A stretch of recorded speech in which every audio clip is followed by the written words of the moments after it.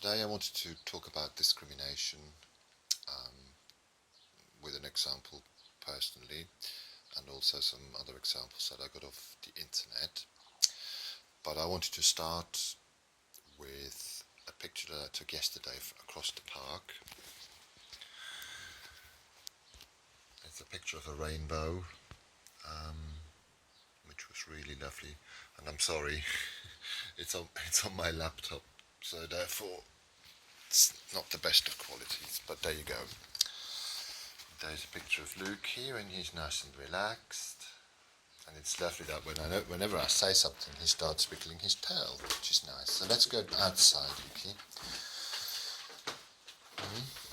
We go outside. Come on then. Silly boy. Yes, you're very clingy, aren't you? But you're much, much better. Your foot is so much better, isn't it? Yes, it is so much better. Come on. Just show everybody how you can walk properly. Yes, no more limping today. It just, from 1 hour to the next, disappeared. He stood up. Come on, Lukey. Good boy. Here we go. And before I delve into the discrimination thing, just wanted to show you, well, the dogs need feeding, basically. So here we go. Bing, that's an egg. And here's our vegetables. Here we go. Then we'll mix it all up. I hope this shows okay. Here we go, we'll mix it all up.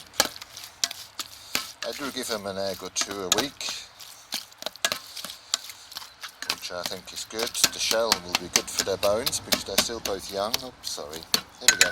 That's Muffy's. Here we go, Muffy. And Lukey uses here. Badung, another egg for you. Boom. Oh. That's your vegetables that I cooked last Tuesday and took out of the freezer yesterday. Here we go. I normally cook them sort of a week ahead, all in one go. Whoops, that's my paper. Right, Lukey, one more spoon, huh? Here we go. Mix it all up. That's your food, my darling. Yes, I know. You come and smell. Yeah, you come and smell. Here we go. Let's take that into the shade. Here we go, Lukey. That's yours. Good boy. Right, now that the dogs are fed. So discrimination. When I was about 16, there was a group of friends, and we had, because in Switzerland from the age of 14 you can have 49cc motorbikes, which of course we had. As a boy, if you can get one, you get one, and it makes you very mobile.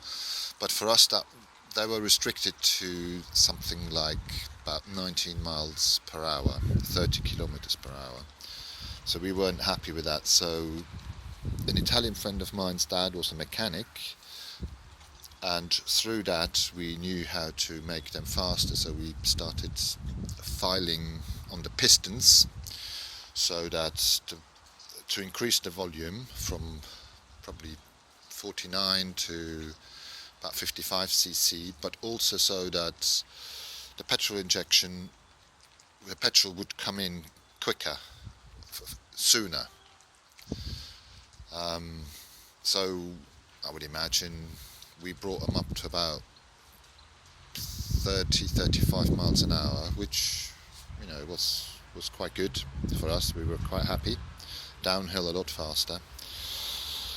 But we got caught by the police. My Italian friend, whose both parents had immigrated from Italy to Switzerland. And so that was probably in my life the first time I came across discrimination, because the police officer took my friend in, who was from an Italian immigrant family, And my dad had a business, a successful building business, and it's a smallish village, so everybody knew him. So he had a reputation. So I was let off. I was let off at home, whereas my friend from Italian immigrants had to go to the police station, and his dad was called, and I don't think he got punished, but I was basically let off, whereas my friend was taken in, and we both had, and it was illegal to make your motorbikes faster, to temper with them. It was illegal, so we both had committed the same crime, if you want to call it crime. I was let off, and Johnny, my friend, had to go to the police station and was subjected to having his dad there as well, and just not very nice. And then I've sort of checked on. I had the idea of doing this when I was sitting on the toilet this morning. What shall I do today? Yesterday, a friend of mine suggested a subject. Today, I will. Yes, I sat on the toilet and I thought discrimination, because I suddenly thought about my friend in Switzerland, although I haven't seen him in 30 years, but you don't forget these things. So I then went through the internet and found quite a few cases of discrimination. So, for instance, the BBC on the 9th of February 2016 talks about a dyslexic woman, Meseret Kumulce. She was dyslexic, as I said. She was a supervisor at Starbucks. And so one of her jobs was to go around the fridges and record the temperature. But it was found out that some of the results that she had written down were not correct, were not as they should have been. So she was basically demoted for falsifying legal documents, which they were, food hygiene. So she was given cleaning jobs, and I would imagine her pay was also less. She had made, right from the beginning, made them aware that she was dyslexic, so they knew, but she was not given any extra training. So she went to court and won a case, that she was being discriminated against. I couldn't find how much compensation she got, but yes. So then, in 2014, there was a case of Miss Howard, and this was 15 years after the Steve Lawrence shooting, where there was a huge investigation which found that the Metropolitan Police was an institutionally racist organisation. So therefore, you would imagine that as the largest police force in England, they would do something about it. So they would, take measures to ensure that discrimination on race or sex doesn't happen. But so Miss Howard, she was in the in an armed section.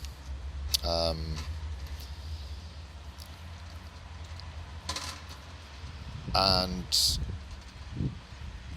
her superior acting inspector Dave Kelly, already almost from day one, because she was black, because she was a woman, didn't trust her, assumed that she was lying, and gave her a hard time, basically. So he denied her roles, he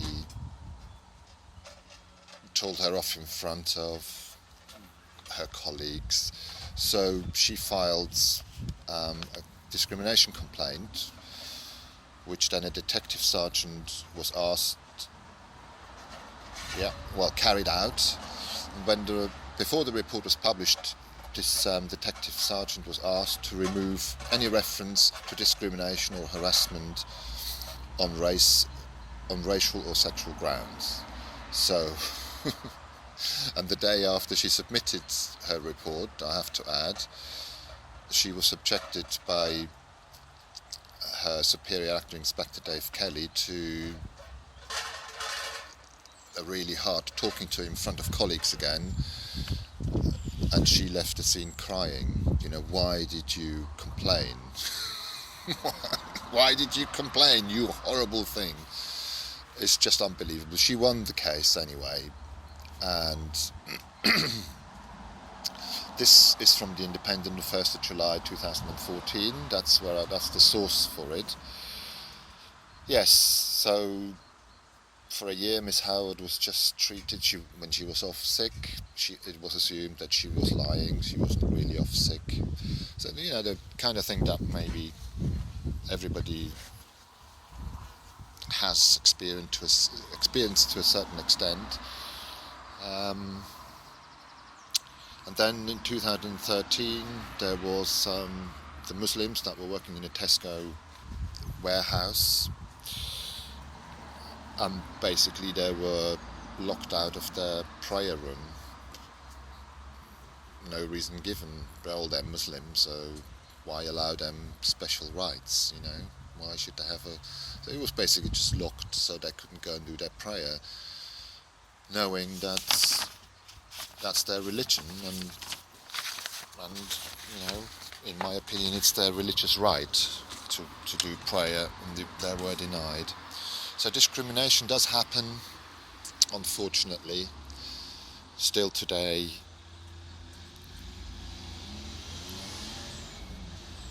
And I would just remind everybody to keep their eyes open. If they see it, then report it.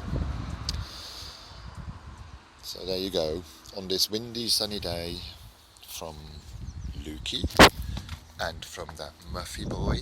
Yes, Muffy, look here. You look here with your beautiful eyes, and that Lukey with his beautiful eyes. Right, so till another day. Bye bye.